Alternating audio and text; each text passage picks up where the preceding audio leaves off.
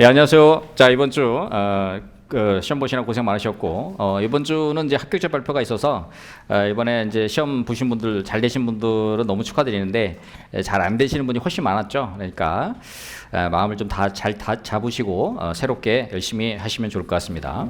자, 맨 뒷장에 우리 그 1-2주차 1기 2주차 법규 4단계 쟁점 판례 정리 한번 보시면 좋을 것 같습니다. 이거 먼저 보고요. 한번 보시면 좋을 것 같습니다. 제가 이걸 몇 달 전부터 했잖아요. 그렇죠? 그런데 이제 제가 이렇게 쭉 하니까 수험가에서 너무 반응이 좋아서 수험가의 그 다른 선생님들도 많이 따라잡기를 많이 하시더라고. 그렇죠? 그만큼 이제 판례의 중요성이 이제 대두된 포인트라고 볼 수가 있겠는데요. 그 1번 문제에서 제가 이제 하자의 승계를 냈는데, 올해 2번 문제가 하자의 승계 나왔죠? 하자의 승계 나왔는데, 우리 이제 일반적인 판례 이제 사업 인정하고 이제 수용 재결에 관련돼서는 이 오래전에 판례여서 이 사실관계라든가 이런 게 잘 맞질 않아요. 그래서 제가 이제 전통적인 그 하자승계 인정되는 936, 8542 하고요. 그 다음에 2007도 13845 이 두 가지 판례를 우리 판례 쟁점 판례로다가 뽑았습니다. 그래서 하자의 승계 나오면 뭐 요 두 판례는 여러분들이 거의 뭐 눈 감고 쓸 수 있는 정도까지 잘 정리를 해두시면 좋을 것 같습니다.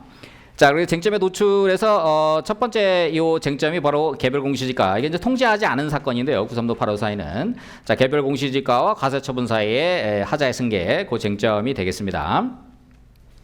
그래서 이제 불복 방법에 관련된 그런 쟁점이 되겠는데요. 법리를 이제 여러분들이 적으시게 된다 그러면 결국은 여기다가 두 번째 쟁점에서 실전에서 논점에 정리해서 여러분들 여기 쟁점에 도출 있는 걸 쓰시고요. 그 다음에 법리를 적을 때 여기다가 이제 하자의 승계 일반 법리를 여러분들이 적어주시면 되겠어요. 하자의 승계 일반 법리 적어주시고요. 그래서 선행처분과 후행처분의 요 이제 구속력 에 관련된 요 쟁점으로 해가지고 요 당시에 이제 그 구속력을 차용한 932, 8542 구속력 이론을 차용한 그런 판례로다가 인정되고 있고요. 그 다음에 예외적으로다가 수인 한도를 넘는 경우 이렇게 해서 원래는 우리가 전통적인 하자승계론에는 동일한 법률 효과를 목적으로 하는 경우 또는 별개의 법률 효과를 목적으로 하는 이런 포인트로 했는데 요 사건에 있어서는 이런 부분들이 이제 쟁점이 됐습니다. 자, 그다음에 이제 개별공시지가에 관련된 쟁점, 그렇죠? 보시면 되겠고, 자, 판례에서는 선행처분의 하자승계 요거에 대한 인정 요건을 좀 완화했다 이렇게 보시면 되겠고, 그다음에 개별공시지가 위법 주장 하자승계 인정했으니까요 그런 부분이 있고요. 그 다음에 과세처분 관련된 쟁점. 그래서 사안의 포섭 관련돼서는 해당 사실관계를 묶어서 여러분들이 답안 쓰실 때 실제로는 이거를 소결 사안의 경우 하면서 그 사실관계를 묶어가지고 그렇죠. 이렇게 답안을 구성하는 그렇죠. 그래서 동그라미 1, 동그라미 3 이렇게 포섭을 해서 답안을 쓰시면 좋겠고요. 요 판례가 이제 시사하는 거는 이제 하자의 승계 법리 그렇죠. 이를 확장한 거. 그 다음에 개별공시지가 독립성, 그렇죠? 위법사유 주장할 수 있는 거. 그다음에 이제 실무적인 거 한번 보시고요. 그다음에 헌법적 가치, 국민의 예측 가능성, 권리보호 이런 것들에 대한 실질적 권리구제에 대한 판단을 중시한 그런 판례 내용이 되겠습니다. 그 다음에 이제 올해 2번 문제에서 출제된 2007도 13845 이거는 뭐 하도 여러분들이 많이 보셔가지고 거의 뭐 눈 감고도 쓸 수 있겠지만은 실제로 답안지 쓰는 거 보면은 그렇죠 굉장히 허술합니다. 그래서 요 쟁점이 이게 이제 보증소 사건인데요. 보증소 사건인데 하자의 승계를 물어보는 그 쟁점이 되겠습니다. 그렇죠? 그런 쟁점이 되겠고요. 그래서 원래는 우리가 별개의 법률과를 목적으로 하는 독립된 처분과는 하자승계를 부정하는데 예외적으로 수인한도를 넘는 불이익이 발생한 경우 그렇죠? 그래서 여기서 그 논거를 제시하고 있습니다. 그래서 그 쟁점 알아두시면 되겠고 그렇죠? 그 다음에 개별 사안에서는 앞에 이제 936, 8542도 통지를 안 했어요. 그렇죠? 그 다음에 이제 표준지 공시지가도 개별적으로 토지 소유자에게 뭐 이렇게 통지하는 건 아니잖아요. 그렇죠? 그러다 보니까 개별적인 많은 그 56만 필지 지금 하고 있는데 3,600만 필지 있는 사람들한테 그걸 다 통지하는 건 아니잖아요. 그렇죠? 사실 모를 수밖에 없는 상황이잖아요. 그렇죠? 그 다음에 그러다 보니까 예측할 수도 없는 상황이고 그래서 그거를 못 다투는 건 당연한 일이잖아요. 그렇죠? 그러니까 억울한 일이 발생할 수 있으니까 판례에서는 이제 이 부분에 대해서 강조를 해줬습니다. 자, 표준인 공시가의 결정에 위법 주장 가능성을 인정을 했고요.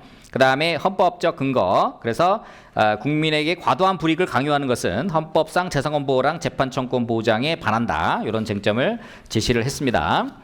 그래서 구체적으로는 대법을 해서 하자의 승계를 인정했는데 요데 재밌는 게 실제 사안에서는 실제로 하자 승계는 인정해 줬지만 이 내용은 패소했어요. 왜 패소했냐? 그 가격 시점을 이의제결로 주장해서 패소. 그죠? 그 다음에 보상금이 낮은 이유에 대해서 공시지가 낮다 이런 주장을 해서 논고가 부실해서 패소한 사건이 되겠습니다. 거기까지 결론까지도 알아두시기 바랍니다.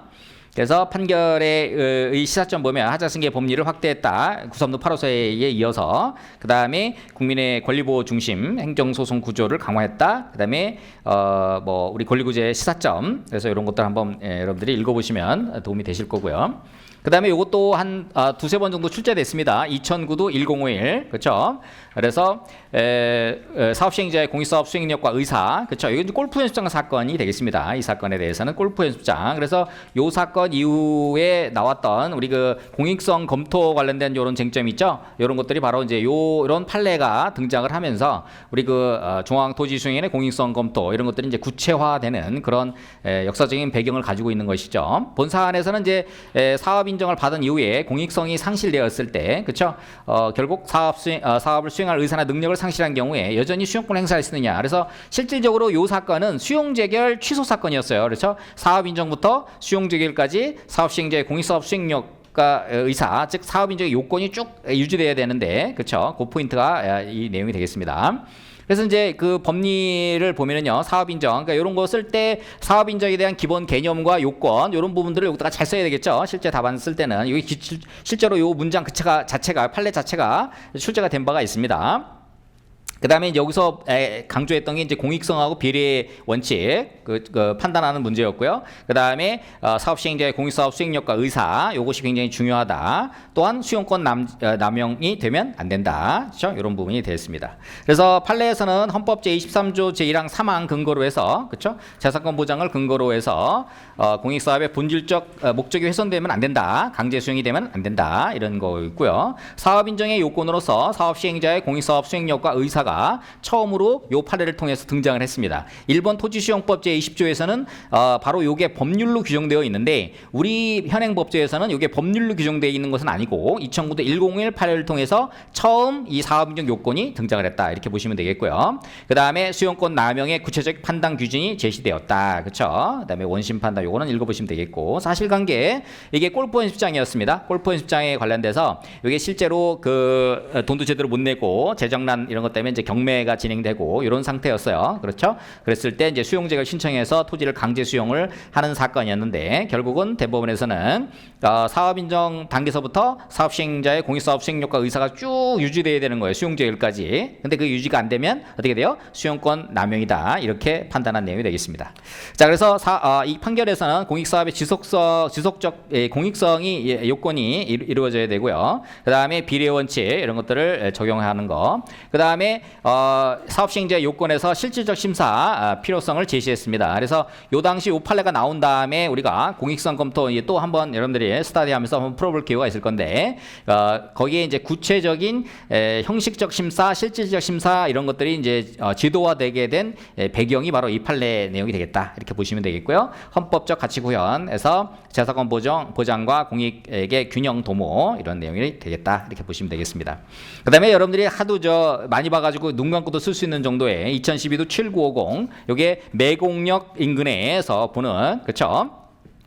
공원으로 했다가 수용재결 43억, 이의재결 40억, 수용재결 43억, 이의재결 43억, 1심 180억, 2심 20에서 121억인가 그렇고 파기완성돼서 90 몇 가지 이렇게 됐었죠. 오늘 자료에 제가 정리를 해놨습니다. 그래서 요 판례를 여러분들이 이게 이제 그 기출 문제로 또 나와서 다음번에도 또 공법상 제한받는 토지의 평가로 출제 가능성이 매우 높은 쟁점이니까 그래서 그 쟁점에 대해서 여러분들 잘 봐두시면 좋을 것 같습니다. 여기서는 특히 우리 그 용도지역 지정 변경 이루어지지 않은 것이 공익사업 시행을 위한 것이라고 하면 보상평가를 어떻게 할 것인가 하고요. 그 다음에 소극적 지정행위, 그러니까 어떤 이유 때문에 이걸 그러니까 이거를 1종에서 3종으로 지정하지 않은 행위, 이런 소극적 지정 행위가 사업 시행자의 재량권 남용에 해당할 것인지 여부, 이게 이제 주요 쟁점이었고요.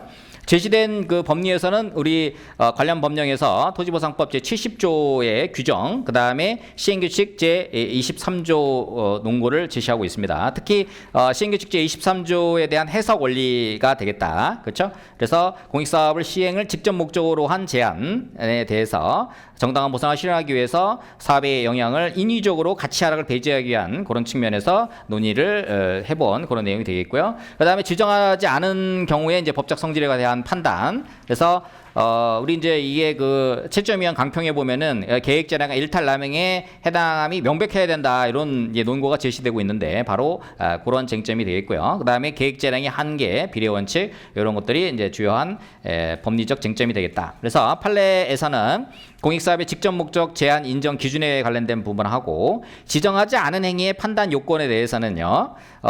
세 가지를 좀 들고 있어요. 토지가 특정 공익사업에 제공되지 않는다고 가정할 때 용도지역 지정 변경을 하지 않은 행위가 재량권의 일탈남용으로 명백해야 하며 객관적 합리적 기준에 따라 그 명백성이 인정된 경우에만 제한이 없는 상태를 상정하여 평가할 수 있다. 그렇죠? 그래서 항소심에서 3종으로 봤는데 대법원에서 파기환송을 해서 다시 그 고등법원에서 하긴 했는데 실제로 그 이 판례는 1종으로 하긴 했어요. 근데 이제 금액 자체로 보면 2종에서 3종에 가깝게 이렇게 보상평가가 됐다. 그렇죠? 우리 기출문제는 그거를 약간 3종으로 볼 수 있게끔 이런 전제를 걸고 이렇게 문제를 냈다. 이렇게 보시면 되겠습니다.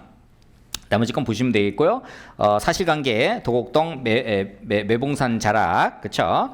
도곡 공원 관련된 그 쟁점이었다. 그래서 대법원 판례에서는 임야상태 토지 3, 4번, 그렇죠? 형질변경 토지 1, 2번 요거에 대해서 판단을 했고요. 여러분 읽어보시면 되겠고, 그 다음에 이제 판결의 취지에서는 자 소극적 행위까지 포함한 공익사업 목적 제한에 대한 개념을 확장했다, 그렇죠? 그 다음에 계획자력과 남용의 구체적인 판단을 제시했다, 그렇죠? 그 다음에 보상평가 실무상 중요한 기준 요거 한번 읽어보시면 되겠고, 특히 이제 공익성과 재산권 보장의 균형 이런 점에서 이러한 행정의 계획자량의 어떤 존중하는 균형적 기준 이런 것들을 제시했다 이렇게 보시면 되겠습니다. 이것도 이제 출제가 됐고 그 다음 판례도 출제가 됐던 그렇죠 2019도 34982 관련된 쟁점 이건 자연공원법에 의한 자연공원 지정에 관련된 일반적 계획자냐 이게 개별적 계획자냐 관련된 쟁점이 되겠습니다. 이것도 1번으로 출제된 바가 있죠.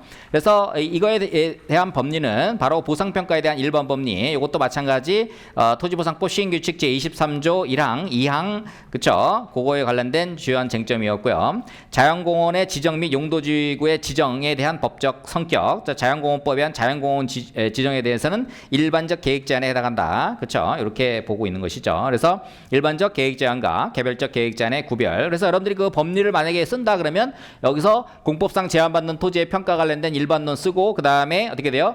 구체적으로 일반적 계획 제한, 개별적 계획 제한, 그 다음에 이 자연공원법에 의한 자연공원구역은 어떤 일반적 계획 제한이냐, 개별적 계획 제한이냐 이런 부분들을 언급을 해주시면 되겠습니다. 자, 그래서 판례는 그 손실보상 산정의 기준, 즉 일반적 계획 제한은 제한받는 상태대로, 그 다음에 개별적 제한은 제한받지 않는 상태대로 이렇게 하시면 된다. 이런 부분이고요. 자연공원법에 의한 자연공원 지정은 일반적 계획 제한으로서 인정될 수 있겠다. 그렇죠? 그래서 원심 판례와 선행 판례 이런 것들을 구별해서 판시를 했다. 그렇죠? 그래서 사실관계 보면 이제 울주군수에 의한 군립공원으로서 자연공원법에 의한 자연공원구역으로 지정된 요 사건이었고요. 그래서 대법원 판례에서는 이 부분에 대해서는 일반적 계획 제한으로 제한받는 상태대로 평가를 해야 된다. 그렇죠? 이렇게 보았습니다. 그래서 자연공원 지적의 법적 성질, 즉 이것이 일반적 계획 제한에 해당한다. 그 다음에 보상평가 실무의 기준을 좀 명확하게 했다. 이런 어떤 요거에 관련된 판례도 있습니다. 그래서 그런 부분 하고요. 그 다음에 공익사업의 직접 목적 해석을 좀 엄격하게 했다. 그 다음에 국민의 재산권 보호에 관련된 헌법적 가치, 정당 보상의 원칙, 그렇죠? 이것은 제한된 범위 내에서 허용되는, 그렇죠? 그래서 이런 부분들이 제시되고 있다. 이렇게 보시면 되겠습니다. 그 다음에 이제 내년도 출제 가능성이 매우 높은 2018도 227, 그렇죠? 이게 이제 잠업사, 공익사업 시행지구 밖에 잠업사에 대한 판결인데요. 지금까지 이러한 공익사업 시행지구 밖에 영업보상이라든지 간접손실보상은 전부 시행 과정 속에서 생겼던 그런 간접손실보상을 해줬어요. 그렇죠? 근데 요 판례의 특징은 뭐냐면 공익사업의 시행의 결과 발생한 그 소음 진동으로 인한 영업 손실까지 보상을 확대해 줬다는 거에 굉장히 중요한 포인트가 있는 거죠. 첫 번째가 바로 공익사업 시행지구밖에 영업 손실 보상의 범위. 지금까지는 공익사업 시행 과정 속에서 생긴 영업 손실 보상, 간접 손실 보상을 해줬는데 요 판례는 철도 사업이 완료돼 가지고 그 철도 사업이 완료되면서 철도가 다니면서 생긴 소음 진동으로 생긴 잠업사의 뉘에꼬치가 죽어가지고 생긴 그거까지 그런 영업까지 보상을 해줘야 된다는 것이 확대된 측면이 있고요. 그 다음에 우리가 12회 때도 한번 출제가 된 바 있는데 손실보상과 손해배상과의 관계 그런 측면이 있고 재결 전추주의 세 번째 쟁점이 그쵸 간접 손실보상도 재결 전추주의를 선택하고 있다 그쵸. 그 다음에 보통 잘못된 재결을 했을 때는 재결 취소 소송을 제기해야 되는데 여기서는 그러면 이걸 어떻게 다루어야 되느냐 이렇게 보증소 정답은 이제 보증소였죠. 자 여기서의 법리는 공익사업 시행지구 간접 손실보상의 영업손실보상 그쵸. 자 올해도 영업손실보상에 그냥 요건만 나왔어요. 근데 이제 추가적으로 폐업인지 레미콘 공장이 이제 폐업인지 여부 이런 부분이 이제 한 번 더 확대돼서 이제 쓸 수 있게끔 됐고요. 그쵸. 여기서도 마찬가지 영업손실의 보상의 범위 간접손실로서 그 다음에 손실보상과 손해배상. 그러니까 지금은 이제 법령이 개정이 돼서 여기 그 당시에는 공사 완료일로부터 1년, 그쵸? 지금은 개정 법률에 따라서 사업 완료일부터 1년 이내면은 그쵸? 손실보상 요건을 충족하면 손실보상 제적기간이면 손실보상을 하고, 그쵸? 이게 경과하게 되면은 손해배상 요건을 충족하면 손해배상을 하는 걸로, 그쵸? 그래서 종전에는 우리가 간접손실보상으로 봤으면은 이거를 사회적 경제적 손실로 간접손실보상을 봤으면 우리가 행정소송을 하고 간접 침해보상 그쵸 이런 걸로 보면은 이거를 민사소송을 했잖아요 그쵸. 그러니까 2018도 둘둘치 판결이 하나의 법리로서 손실보상 제척기간에 들어오면 손실보상을 하고 그 제척기간이 경과하면 손해배상을 하고 이런 식으로다가 법리를 제공하고 있다 이렇게 보시면 되겠고 그 다음에 재결 전추주의는 요건 2번 출제됐습니다. 뭐 다른 뭐 농업이라든지 각종 다른 그 보상으로도 재결 전추주의가 철저된 바가 있고 보통은 잘못된 재결 오류 났다, 법리 오해했다. 그러면 보통 재결에 대한 취소소송을 하는데 요 판례 내용에 대해서는 잘못된 재결에 관련돼서는 결국 돈 달라 포인트잖아요. 그렇죠? 사업 시행자를 상대로 보증소를 해야 된다. 이런 포인트가 되겠습니다.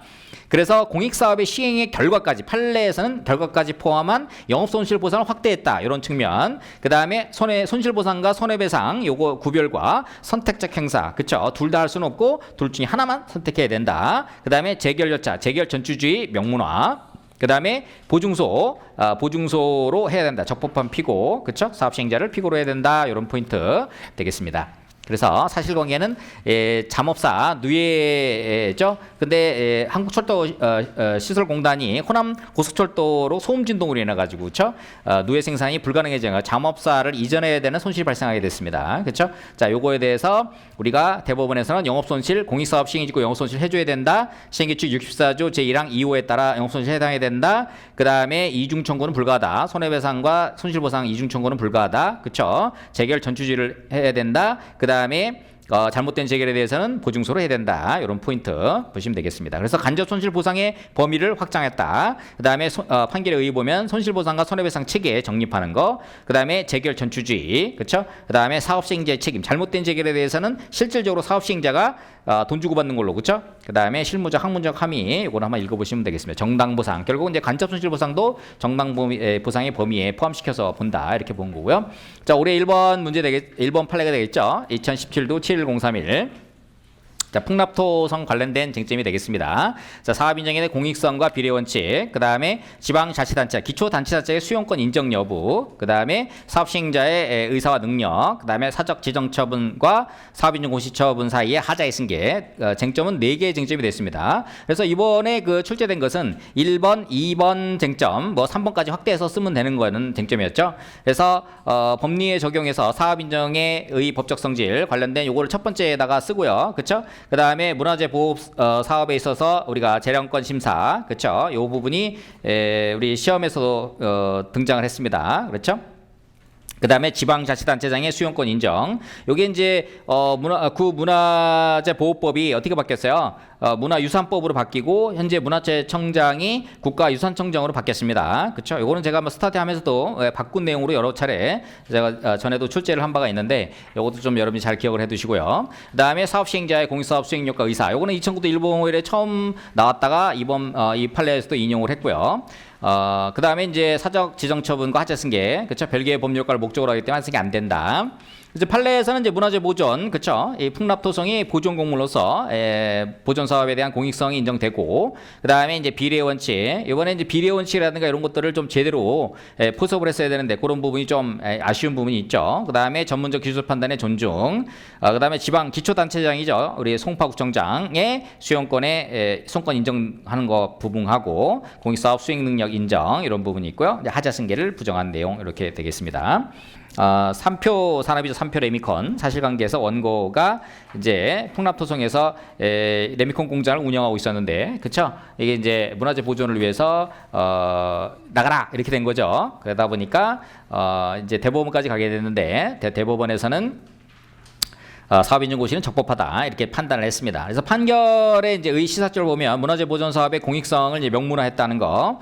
그래서 이와 관련돼서는 그 풍납토성 특별법이 제정이 된 바가 있습니다. 이와 관련된 이 논문도 있고요. 그다음에 문화재 우리 그 문화유산법에 따라서 기초자치단체, 지방자치단체장의 경우에도 수용권을 행사할 수 있다. 일반적으로는 우리가 문화유산청, 그러니까 국가유산청장만 그렇죠? 이렇게 할 수가 일반적으로 있는데 이게 국가 지정문화재니까. 근데 기초단체장도 할 수 있다. 그다음에 비례원칙 요거에 대한 적용에 대한 구체적인 이런 내용을 제시하고 있고요. 사업시행자의 공익사업 수행 효과 의사 요 부분도 뭐예요? 보조금이라든지 국고보조금 이런 걸 해서 자금 조달이 할 수 있기 때문에 송파구청도 할 수 있다 이런 거고요. 그다음에 이제 하자승계 법리 이런 포인트가 되겠습니다. 이런 판례 포인트 하에서 자 오늘 문제 다시 한번 이렇게 보시면요. 그 여러분들 이제 문제를 딱 볼 때 그쵸? 배점을 제가 좀 많이 줄여놨는데 뭐 복불복 이런 게 아니고요. 그 임팩트 있게 이런 그 주요 쟁점들과 그 다음에 판례 그 다음에 이거를 포섭을 임팩트 있게 쓰는 연습을 하는 게 실전에서 여러분들이 왜냐면 실전에서는 지금 스터디 하는 것보다 한 1.5배, 2배 이상 쫄려요. 그쵸? 그래서 여러분들이 그 쫄리는 연습을 미리미리 해야 돼. 그쵸? 그러니까 시험 여기 넉넉하게 막 쓸 수 있게 막 해놓잖아요. 그러면은 시험장에서 여러분들이 그 쫄리는 그 상황을 그 장악을 못 한단 말이에요. 그래서 스타디에서는 약간 배점을 저는 항상 그 짜게 그죠? 짜게 이렇게 하다 보니까 여러분들이 스트레스를 많이 받는데 그 스트레스를 잘 이겨내셔야 되겠습니다. 그렇죠? 자, 설문 1번에서 우리가 하자승계 이런 쟁점을 물어본 것이고요. 두 번째 쟁점에서 우리가 수용권 남용에 관련된 요거는 이제 5점 안에 답안을 기술하려면 판례를 정확하게 여러분들 아셔야 되겠고요. 3번 같은 경우가 이게 1종으로 볼 거냐, 3종으로 볼 거냐, 그렇죠? 여기서는 공원 지정을 위해서, 그렇죠? 공원을 위해서 어떻게 돼요? 요거를 변경을 하지 않은 거예요. 그렇죠? 변경되지 않은. 그러니까 3종으로 도시개발 원래 판례는 이제 공원인데 이 문제에서는 도시개발 사업을 시행하기 위해서 3종 일반적으로 변경되지 않은 사정이 인정된다. 그렇죠? 이렇게 보고 있잖아요. 그 포인트. 그래서 그 포인트로 해서 논리를 잡아주시면 되겠습니다. 그래서 이제 여러분들이 그 시험을 볼 때 오늘 그 채점 보기에도 있지만은 제시된 다음부터는 너무 이게 문제가 길어져가지고 저는 이제 일방인 좀 빼려고 그래요. 여러분들이 그 외워서 한번 써보시도록 하세요. 그래서 지금 이제 초창기에 제가 조문을 제시해드렸는데 요 조문 관련된 것들을 착실하게 답안지에다가 써시는 게 굉장히 득점 포인트에 유리하다 이렇게 보시면 되겠습니다. 자, 그래서 15점 이상 된다 그러면 제가 논점의 정의 잡는 게 좋다고 했어요. 근데 이제 공부 차원에서 5점짜리도 잡았습니다. 공부 차원에서 한 거예요. 그러니까 여러분들이 공부 차원에서 참고를 하시면 되겠고, 그래서 15점짜리 논점의 정리하고요. 그 다음에 의견 청취 절차의 하자, 그쵸? 하자에서 제21조 이게 수속 답안에는 뭐가 목차가 있었냐면 무슨 목차가 있었냐면 토지보상법. 당시에 수속 답안이 제자였는데 뭘 썼냐 그랬더니 토지보상법 21조 다른 내용은 똑같이 썼는데 개정 취지를 맨 처음에 썼다 하더라고요. 그렇죠? 요게 이제 처음에 요게 바뀌었어요. 그렇죠? 제1항하고 제2항, 21조 1항하고 2항. 예전에는 그 1항만 있었거든요. 사업인정 받을 때 중앙토지협의 2항의 의견 청취 요게 1항만 있었는데 별표 그러니까 사업인정 의제되는 사업도 중앙토지협의 2항의 의견 청취, 공익성 검토 이런 내용이 이제 2항에도 들어간 거거든요. 그렇죠? 그래서 21조에 개정된 취지 요 내용 그러니까 그 다른 합격자하고 한 예를 들면은 뭐 5, 60명하고 그다음에 수속 답안하고 큰 차이는 하나도 없고 이거 하나 차이 있더라고. 이 목차 하나 내용이 차이가 있더라고요. 그때 당시에 제가 이제 시점을 할 때 보니까 이 목차에 큰 차이가 있더라고요. 그렇죠? 그래서 그 부분 꼭 좀 여러분들이 적어 주셔야 되겠습니다. 최근에도 보면 개정된 거를 이제 시험에 많이 나왔죠. 손해배상 책임도 개정이 됐잖아요. 그렇죠? 우리 감정평가사법 28조도 개정된 내용에 대한 부분이 나왔으니까 항상 개정된 내용이 나면 개정 취지 이런 것도 쓰시면 좋을 것 같고요. 자, 절차제 독자적 위법성 검토하고요. 긍정하는 견해, 부정하는 견해 있고 판례 적시를 해주시고요. 그래서 해당 사안에서는 이 하자승계의 법리를 쓰는 거니까 이 중대 명백설에 따라서 취소 사유를 전제로 해서 그렇죠? 이렇게 논리를 끌고 가시면 되겠습니다. 그래서 하자승계를 쓰기 전에 요거는 이제 목차를 구성할 때 이제 사업인정 수용제일에 대한 부분을 이제 앞부분에다가 이렇게 했으면은 요거는 안 써도 되는데 만약에 안 썼다 그러면 뒤에다가 사업인정하고 수용제일에 대한 법적 성질에 대한 개념들을 적어 주셔야겠죠. 그래서 항상 옆에다가 조문이랑 그렇죠? 이런 것들 같이 언급을 해 주시면 되겠고 요 판례 뭐 모르는 분들은 없을 텐데 그래도 다시 한번 5페이지 사업인정에 대한 일반적인 판례 내용들 기억을 잘 해두시면 좋을 것 같습니다. 그 다음에 수용제결의 의 법적 성질 그렇죠? 34조 50조 그렇죠?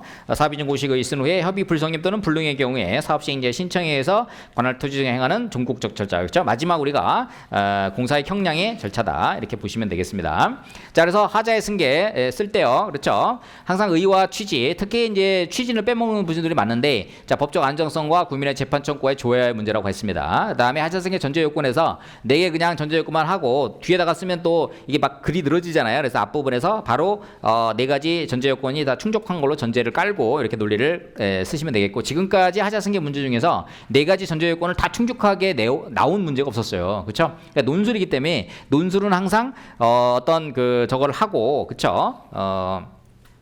전제를 깔고 이렇게 하시는 답안 구성하는 거 그런 연습을 많이 하시면 되겠습니다. 자 하자승계에서 전통적 하자승계론 동일한 법률효과를 목적으로 하는 하자승계 되고 별개의 법률효과 목적으로 하는 하자승계 안 되고요. 자 구성력이론은 선행의 구성력이 미치면 하자승계 안 되고 안 미치면 하자승계 되는 거죠. 그래서 그와 관련된 판례를 원용했다. 936 854가 대표적인 판례 내용이 되겠고요. 그 다음에 비교표지 결정의 위법이 수용의 하자승계 마찬가지고 또 그쵸 구성력이론 일부가 반영된 그 판례 내용이라고 볼 수 있겠습니다. 그래서 936 854하고 2007도 1384 하면은 거의 뭐 하자승계 인정되는 거는 뭐 이만한 판례는 없습니다. 그 다음에 7페이지 보시면은 하자승계를 긍정하는 경우, 그 다음에 부정하는 경우에 대한 판례 내용들이 있죠. 그래서 이것들은 각자 여러분들이 판례 사건 번호까지 기억을 해두시면 좋을 것 같습니다. 꼭 사건 번호까지 써야 되나요? 여러분 그 상대평가입니다. 한 사람은 사건 번호를 썼는데 한 사람은 안 썼어요. 그럼 누굴 점수를 많이 주겠어요? 그렇죠? 그러니까 사건 번호는 필수는 아니지만 많이 하다 보면 그쵸 거의 뭐 달달달 그쵸 제가 녹음기처럼 이거 저기 웬만한 거 다 4단계 다 찍으면은 제가 다시 유튜브로 해가지고 이 판례 이런 거 있잖아요 이런 거 제가 만든 거 이런 걸로 이렇게 계속 ASMR인가 뭐 있잖아요 그쵸 여러분들 주무시기 전에 한 번씩 들을 수 있게끔 계속 주기적으로 찍어둘 테니까 자주 들으셔가지고 그쵸 지금도 여러분들한테 한 20분씩 나가고 있잖아 뭐 지금까지 쭉 스타디 암기장가 쭉 나가고 있는데 지속적으로 반복적으로 듣다 보면은 거의 여러분들 그 암기 수준으로 그쵸 판례는 제가 앞으로 계속 개인적으로도 유튜브를 찍어가지고 올려드릴 테니까 끊임없이 보시기 바랍니다. 끊임없이 예전에는 이제 제가 공부할 때는 그거를 그 녹음기나 MP3 이런 데 녹음해가지고 이렇게 여기 뒷산 올라갈 때 내려올 때 하면 1시간 정도 걸리거든요. 그거를 1시간 동안 계속 들으면서 그걸 다 외웠거든요. 그렇죠? 그래서 이 시험장에서 나 문제를 딱 받자마자 옆에다가 사건 번호를 탁 적어놓는 거지, 그렇죠? 그러면은 그런 사람이 이길 수가 없습니다. 그렇죠? 다 외운 사람이 이길 수가 없는 거예요. 이게 올해 점수가 안 나온 게 판례를 그냥 만들어서 써가지고 점수가 안 나온 거예요. 그렇죠? 이게 어려우면은 제가 누차 말씀드리지만 어려우면 올려주는 채점을 해요. 그렇죠? 왁구만 잘 잡아가지고 하면 되는데 이게 쉬운 문제가 나오잖아요. 그렇죠? 1, 2, 3, 4 다 쉬웠잖아. 그렇죠? 올해 올해 스타디 되는 사람들은 문제도 똑같아. 3기 13주차인가? 전주에 시험 봤는데 3번 문제는 그냥 저는 3개월, 1개월 냈는데 3개월, 2개월 나왔어. 기출문제. 똑같이 나왔어. 진짜 똑같이 나왔어. 저도 깜짝 놀랐어요. 그렇죠? 그래가 거의 그냥 적중해 버렸잖아요. 그렇죠? 그러다 보니까 너무 쉬운 거야. 그러니까 평상시 그냥 매너리즘으로 막 쓴 거지. 근데 채점위원은 내 눈으로 떨어뜨려야 되잖아. 그치? 3,000명 맞는데 그중에 180명. 이번에 11명이 동점자라는 거야. 48.33. 어저께 통화했어. 선생님, 제가 꼴찌를 붙었습니다. 그러더라고. 그래서 저랑 꼴찌 붙은 사람이 11명이래. 그쵸? 48.33. 이게 뭐냐면은, 그러니까 여러분들이 하여튼 정확하게, 그쵸? 정확하게 뭐든지, 쉽게 나오면 정확하고 명확하게 써야 돼요. 그쵸? 쉽게 나오면 더 긴장을 바짝 해가지고 써야 돼요. 그렇죠? 올해 여러분들이 연기 일기만 해도 올해 1, 2, 3번은 껌이야, 껌. 맨날 보던 거라. 그렇죠? 4번까지 껌이야. 근데 성적이 안 나왔다? 다 쉬웠다고 생각하는데 성적이 안 나왔다? 이거 뭐냐면은 매의 눈으로 그러니까 여러분들 시험은요, 떨어뜨리려고 내는 거지 붙이려고 내는 게 아니라는 걸 항상 기억을 하셔야 돼요. 그렇죠? 그러니까 쉽게 나오면은 아주 긴장을 해가지고 바짝 긴장을 해가지고 내가 혹시 다른 사람에 비해서 빼먹은 게 없나? 내가 평상시 공부한 것 중에서 쟁점 중에서 여기 쟁점이랑 그 다음에 법리랑 그 다음에 판례 쟁점 중에서 빼먹은 게 없나? 그 다음에 사안에서 내가 빼먹은 게 없나? 쉽게 나오면 항상 더 쉽게 나오면 바짝 긴장을 해가지고 써야 돼요. 그렇죠? 그래야 쉽게 나왔는데 작년보다 그 수석이 10점이나 더 내려간 이유가 뭐겠어요? 그거는 기준을 빡빡하게 한 다음에 그거에 그 스트라이크 존에 안 나오면 그냥 근 거야, 그냥. 여러분이 맞았다고 나는 안 거를 썼는데 물어본 거를 안 쓰면 그냥 거버린 거지. 그렇죠? 그러니까 쉽게 나오면 바짝 긴장해야 되는 거예요. 제가 항상 얘기하죠. 스타디에서도 쉽게 나오면 긴장하고 어렵게 나오면 왁구를 잘 잡아가지고 그냥 스트라이크 존에 들어갈 수 있게끔만 그림을 잘 그려도 된다. 그렇죠? 그걸 항상 기억해야 돼요. 쉽게 나오면 항상 긴장을 해야 된다. 시험은 쉽게 나오면 채점하기가 되게 어려워요. 그렇죠? 채점하기가. 근데 틀리면 그냥 거버리는 거지, 그냥. 그렇죠? 두도 안 모르고 버리는 거야, 그냥. 그쵸? 그러니까 어렵게 나오면 이제 올려주려고 그러는 거고, 쉽게 나오면은 그냥 하나하나 사소한 것만 비문을 썼다든가, 그 다음에 판례를 정확히 안 썼다든가, 사안의 포습을 정확히 안 했다든가, 풍부하게 안 했다든가, 그럼 거버리면 상관이 없거든. 그쵸? 그러니까 1번부터 지금 4번에 이르기까지 전부 판례를 근거로 해서 문제를 냈고, 그쵸? 제가 그 단톡방에 다 올려드렸어요. 열 몇 개 되더라고. 관련된 판례가 한 13개, 12개인가 13개 되는데, 그거 제가 오늘 4단계처럼 정리를 다 단톡방에 해드렸으니까 한번 보시면서, 아, 요런 판례들이 그 연관지어서 출제가 됐구나 해서 여러분